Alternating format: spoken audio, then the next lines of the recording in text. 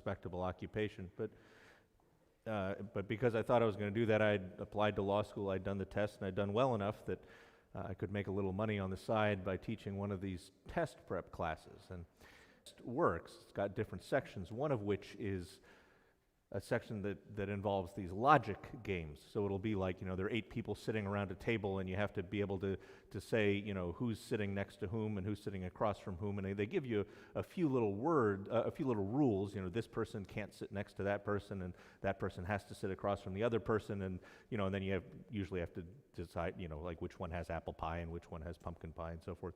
The whole point is to be able to draw all of the logical inferences that you can from the few statements that they give you, and if you do that, you'll be able to answer the questions.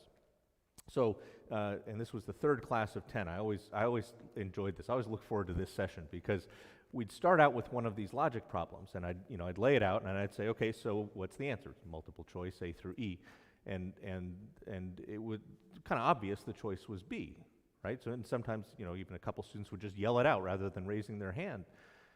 I'd say, well, it looks like that, but hang on a second.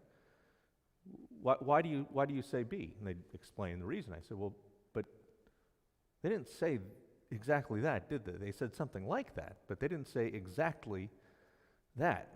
And in fact, what they said, what they told you about where this person was sitting means actually that something else would be possible. And they go, oh, I guess so. So then we would go through the several logical steps involved in figuring out exactly what the answer was, which turned out to be B.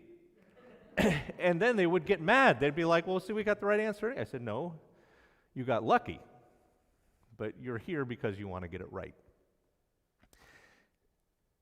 There's a sense in which the way our lectionary gives us the book of Job, it kind of like is saying, okay, the answer is B. Right? 3 weeks ago, we got the setup for the book of Job, and I'm sure you remember, and God have this bet, whether in fact they're faithful.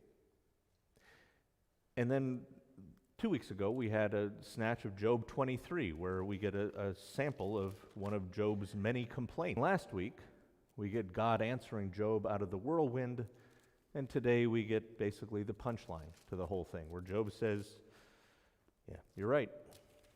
And then God restores his fortunes and then some. Now,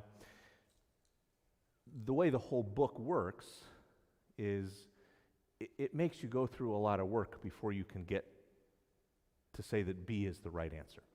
Right? In fact, the whole thing is set up, kind of reminds me of some of those philosophical works, like Plato's works, where he's got a bunch of different people discussing something. And in the book of Job, works like that. You've got Job and his 3 friends, as the Temanite and Zophar the Naamathite. Then later on, this other guy, this sharp young guy named Elihu comes along, and he seems like he's got all the right answers. And everybody shows him so much respect, they basically ignore him completely. But it's an extend the question can be just. Why do bad things happen to good people? Or why do bad things happen to just okay people? Either way, Job's one of these good people, and all these bad things are happening to him. And the whole book is basically Job saying, why is this happening to me? I've been doing the right thing all the time. And his friends saying, well, you must have done something. And Job's like, no, really, I didn't. And his friends are like, well, it must have been something. And his wife is like, why don't you do something? And I remember when my very first Bible, I had all these parts of Job highlighted because it made sense. They seemed like they were pearls of wisdom. And I realized later, well, half the stuff I highlighted was stuff Job's friends said. And they seemed wise, but the end of Job is basically good friends to Job. I remember a friend of mine who lost his young daughter to cancer. He said, Job's friends were doing just fine until they opened their mouths. They came and they sat with him for a whole week, and that part was great. But as we heard last week, what God says to Job is basically like, where were you when I created the universe? So Job's response is as we heard today, yeah, you're right. I know that you can do all things and no plan of yours can be thwarted. And you asked, who's this that obscures counsel without knowledge? Yeah, I spoke of things.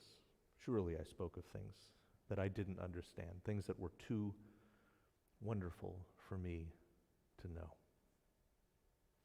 I'm reminded of the story of St. Thomas Aquinas, who perhaps the greatest theologian of the entire history of the Christian church, a great medieval theologian who wrote his Summa